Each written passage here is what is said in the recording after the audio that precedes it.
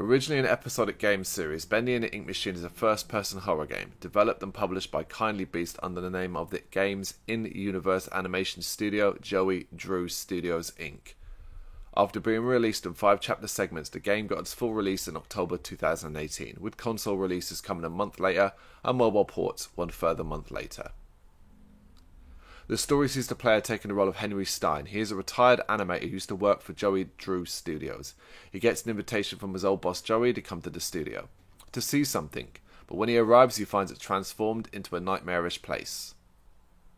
Seemingly abandoned, covered in ink and with monsters stalking the halls, all of this seems to be caused by the huge ink machine installed by Joey. See what you're hiding down there, old friend.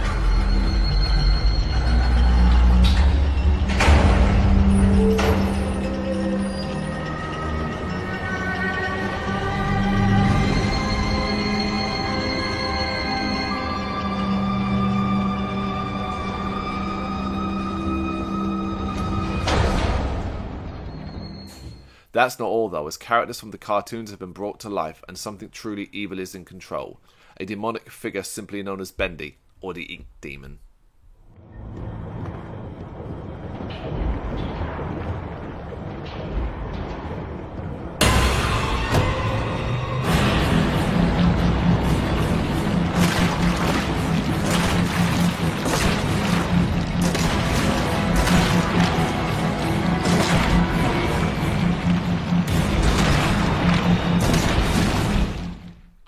Utilising a visual style that resembles rubber hose animation, the very first thing that deserves praise about Bendy and the Ink Machine is the vintage visuals. It looks amazing, really capturing the art style of old cartoons perfectly. Even if a lot of the time it's just corridors, offices and more. The real wow moments come from the living, breathing world. While you don't meet many other characters, there is a constant feel of being inside the belly of a beast. It feels oppressive, it feels suffocating and it feels dangerous, even before you have your first run-in with Bendy or other monsters that roam the studio.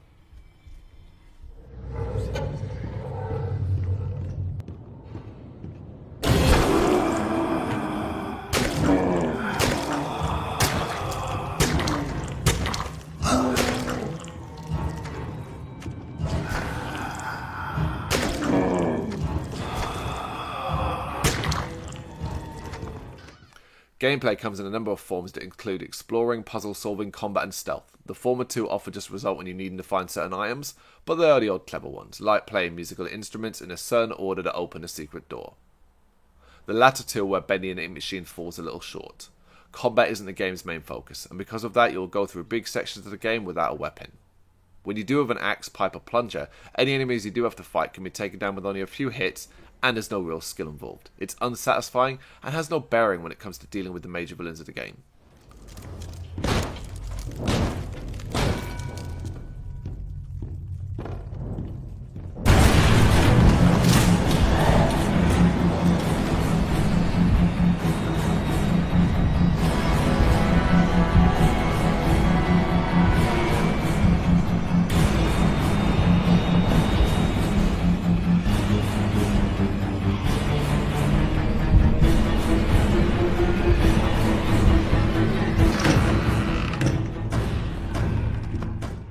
Dotted around are booths that the player can hide in. A necessity if Bendy is nearby or one of the other insta-death villains are stalking the hallways. The former really heightens the terror factor as his arrival is announced by ink spreading across the walls, so find a place and hunker down until he is gone.